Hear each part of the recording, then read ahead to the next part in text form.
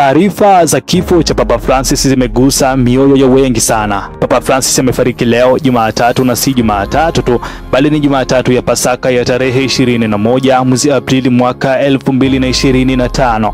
Papa Francis alizaliwa tarehe 17 mwezi Disemba mwaka 1936 huko mjini Buenos Aires nchini Argentina. Na Papa Francis si majina yake kamili, bali majina yake halisi ni Jorge Mario Bergoglio.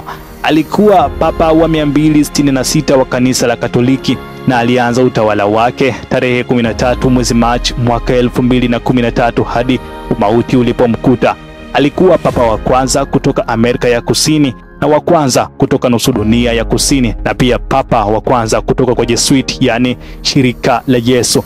Alijulikana kwa unyenyekevu, huruma na msisitizo wa haki kwa wote, hasa masikini na waliotengwa na jamii. Alihimiza huruma badala ya hukumu na kufungua milango ya kanisa kwa wale wote waliotengwa na jamii. Alitetea uhifadhi wa mazingira kupitia waraka wake maarufu wa Laudato Si wa mwaka 2015. Alitaka kuondolewa kwa adhabu ya kifo na alipinga wazi unyanyasaji dhidi ya watu wa mapenzi ya jinsia moja. Alisaidia kurejesha uhusiano wa kidiplomasia kati ya Marekani na Cuba, lakini pia alikuwa papa wa kwanza kutembelea Iraq na Uarabuni. Papa Francis alikuwa na changamoto za kiafya tangu utotoni, ikiwa ni pamoja na kuondolewa sehemu ya mapafu. Alilazwa mara kadhaa kutokana na matatizo ya kupumua, na hatimaye alifariki kutokana na pneumonia ya mara mbili, yani double pneumonia. Sasa heshima yake kama kiongozi wa dini, amefariki Jumatatu ya Pasaka. Ikumbuke kuwa alihudhuria pia sherehe za Pasaka siku ya jana, na alitoa baraka kwa washirika wengi sana walioshiriki ibada ile ya Pasaka.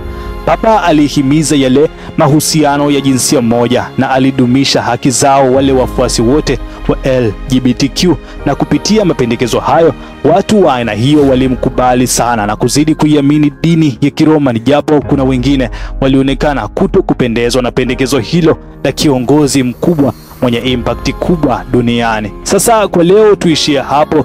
Sasa Waswahili husema kwamba funika kombe mwanaharamu apite, lakini acha tulifunike kombe nasi tubaki ndani ya hilo kombe.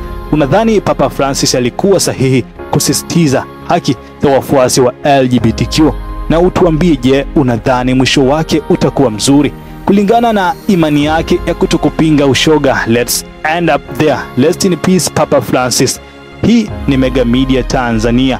Usisahau kusubscribe, kulike pamoja na kucomment. Mimi ni Clay Venus. Have a nice day.